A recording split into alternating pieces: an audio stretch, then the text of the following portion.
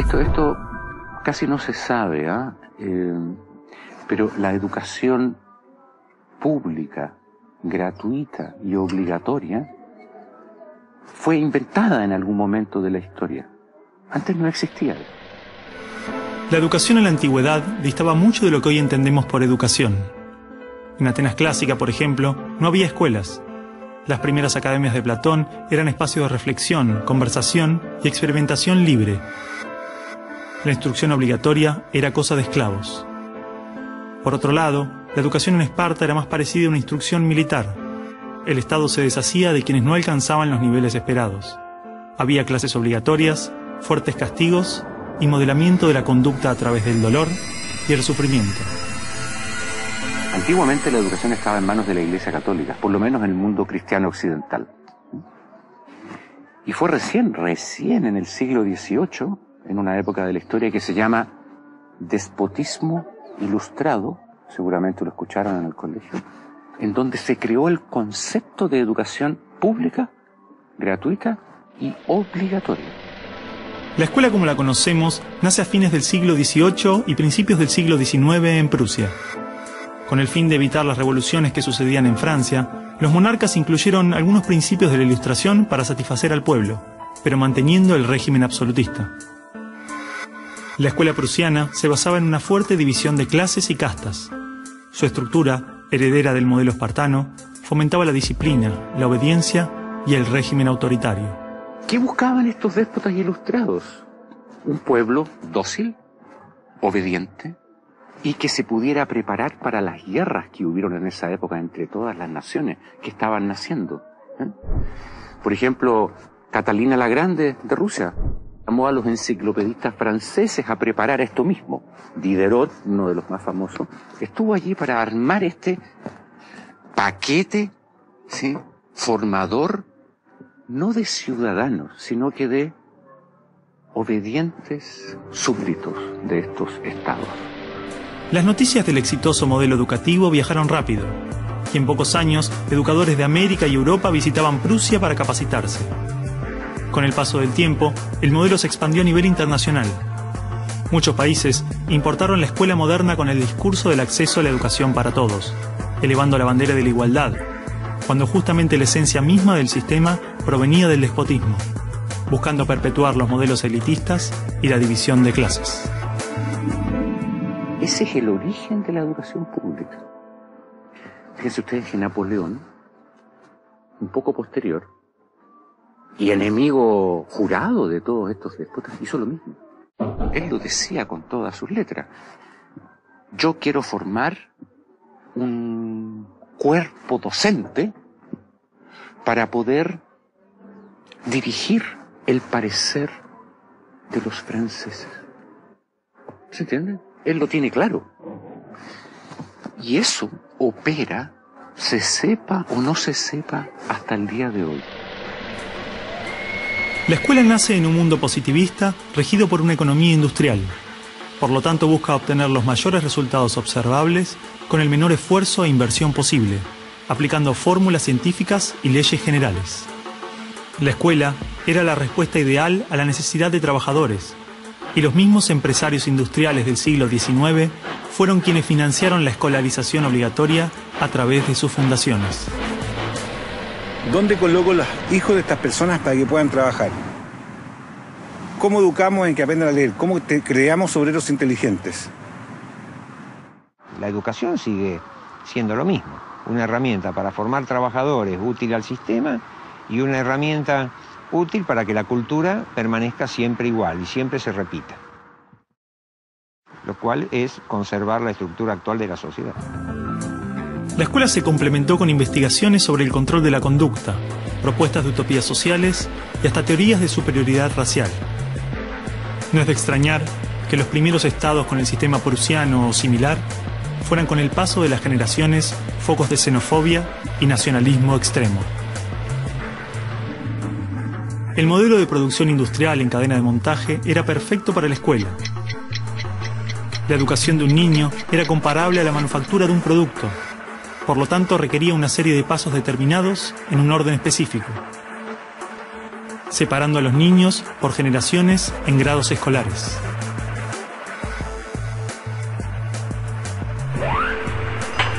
Y en cada una de estas etapas trabajaría sobre determinados elementos, contenidos que asegurarían el éxito, pensados minuciosamente por un experto. Digamos que el maestro es la figura que es la encargada de enseñar una serie de contenidos que tocan, porque alguien ha determinado así, en una edad determinada. Pero la educación no la preparan los biólogos. Y curiosamente muchas veces tampoco son educadores los que la preparan. Son administrativos. Son gente que no hace clases.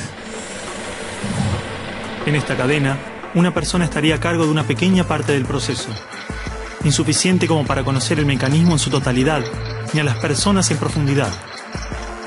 Un docente por año, por materia, cada 30 o 40 alumnos, llegando al punto de que el proceso termine siendo meramente mecánico. La educación, como la estamos viendo hoy, es administrativa. Hay alumnos que llegan, profesores que hacen clase, alumnos que se van, profesores que se van y al día siguiente se repite el ciclo. Un profesor estatal es un funcionario en que la autoridad le dice: usted tiene que enseñar esto, esto, esto y de esta forma. Porque hay que repetírselo a demasiados niños con un profesor de demasiadas horas de clase y con pocas horas de atención de alumnos en forma privada. Entonces va a dirigir siempre a un grupo colectivo. Porque evidentemente si tengo 30 niños, no puedo pretender que todos los 30 niños quieran hacer lo mismo al mismo tiempo. Este sistema de cadena de montaje, que nace con el taylorismo, fue aplicado tanto en la industria, la escuela y el ejército de diferentes países y culturas de Occidente. Hasta hace pocas décadas la escuela tenía estas cosas de cuartel y de asilo. Incluso el recreo termina con un timbre anónimo, no humano, que indica a los niños que deben adiestrarse poco a poco para pararse en una determinada baldosa detrás de determinada cabeza para formar una fila, generalmente de menor a mayor. Durante los últimos siglos, hemos construido nuestras escuelas a imagen y semejanza de las prisiones y las fábricas, priorizando el cumplimiento de las reglas, el control social. La escuela se pensó como una fábrica de ciudadanos obedientes, consumistas y eficaces, donde poco a poco las personas se convierten en números, calificaciones y estadísticas. Las exigencias y presiones del sistema terminan deshumanizándonos a todos, porque van más allá de los maestros, directivos o inspectores escolares. Están considerados grupos homogéneos, con contenidos homogéneos que tienen que obtener resultados parejos. Que todos tenemos que saber lo mismo. A pesar de que los adultos no sabemos todo lo mismo, a pesar de que no nos dedicamos todo a lo mismo, en las escuelas todos tienen que querer hacer lo mismo y hacerlo igualmente bien. Entonces la escuela tiene poca capacidad de responder a las necesidades individuales, porque la escuela instruye. Es un centro de instrucción y es lo que hace. El que no aprende, se queda. Esa es la realidad. Esto de alguna manera ya implica que el sistema educativo es un sistema de exclusión social.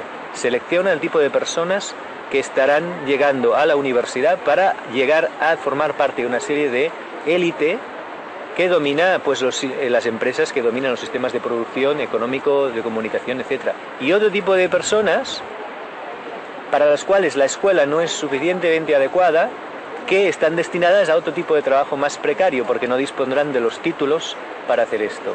El sistema y los estados no les preocupa eso. No, honestamente, no les preocupa el ser humano como persona, como individuo. Y en esos términos, toda educación que busque otra cosa tiene que ser prohibida. La realidad es que la esencia de la escuela prusiana está inmersa en la estructura misma de nuestra escuela. Los test estandarizados, la división de edades, las clases obligatorias, las currículas desvinculadas de la realidad, el sistema de calificaciones, las presiones sobre los maestros y niños, el sistema de premios y castigos, los horarios estrictos, el encierro y la separación de la comunidad, la estructura verticalista. Todo esto sigue siendo parte de las escuelas del siglo XXI. La escuela está cerrada al mundo exterior. te explicaba el título de mi libro, del mapa escolar al territorio educativo, para indicar esa fábula del cartógrafo que cuenta Borges, que empieza a ser un mapa de un territorio determinado y se entusiasma de hacerlo lo más perfecto posible. El mapa termina reemplazando al territorio. Entonces hoy día la escuela se enclaustró, se metió dentro del mapa. ¿Qué es lo que enseña? Verdades que están en el mapa, no en el territorio. Escuela no es sinónimo de educación. La escuela podrá ser un viejo mapa a la sabiduría, pero la educación es el territorio donde todo el aprendizaje sucede.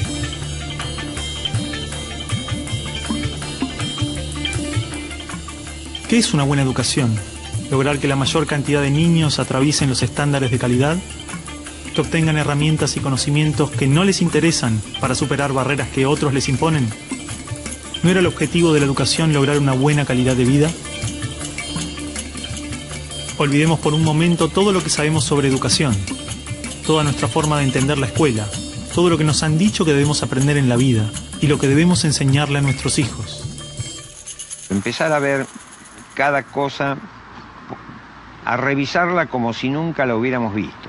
O sea, cada acción, cada actitud, cada costumbre. Si no estuviéramos haciendo las cosas como las estamos haciendo porque siempre las hicimos así, ¿cómo las haríamos hoy? ¿No? Es como sacudirse la cabeza y decir, bueno, empezamos de nuevo.